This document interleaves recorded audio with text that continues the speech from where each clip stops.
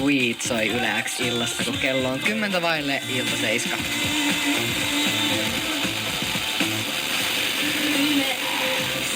Ja täällä ihmetellään nyt sitä, että Ed Sheeran ei ole siis 9 vuoteen omistanut kännykkää. Mä oon ajatellut, että hän on vaan poistunut somesta pitääkseen taukoa, mutta ei, hän on luopunut kännykästään täysin. Ja esimerkiksi Jaana pistää WhatsAppiin 044 421 6888 viestiä, että kumma juttu, että nää en käytä somea tai puhelinta juttuja aina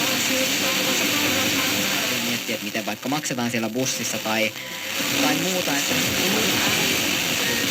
pieniä arkisia juttuja, siis niinpä.